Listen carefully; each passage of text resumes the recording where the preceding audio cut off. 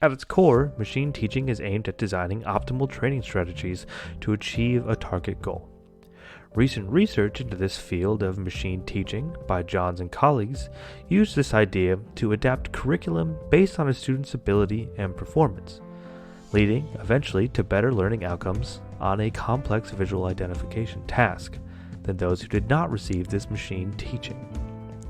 Additionally, research by Jackson et al. In 2020 used machine learning to assess the skill levels of volunteers and continually adjust the learning materials they received based on that skill.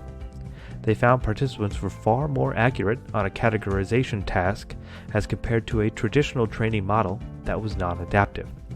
Finally, work by Rani et al. In 2005 used machine learning to track the physiological response of gamers and adjust the difficulty of the game to increase performance.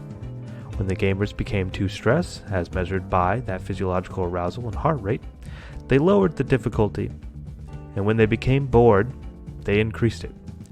With this in mind, we can create individualized training for student nurses and medical professionals by collecting their performance data and adjusting what material they are given.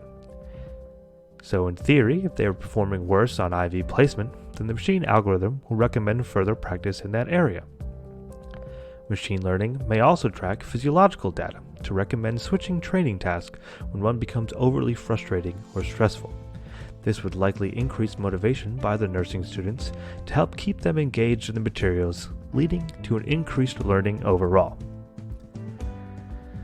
The biggest advantage we gain by introducing machine learning with this individualized training idea will be to lessen demands on instructors and institutions to hire more instructors by letting a computer handle the individualized training.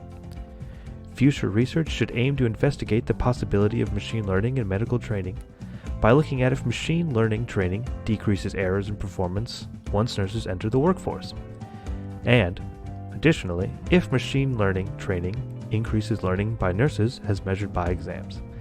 Both of these, overall, helping to reduce preventable deaths due to medical errors.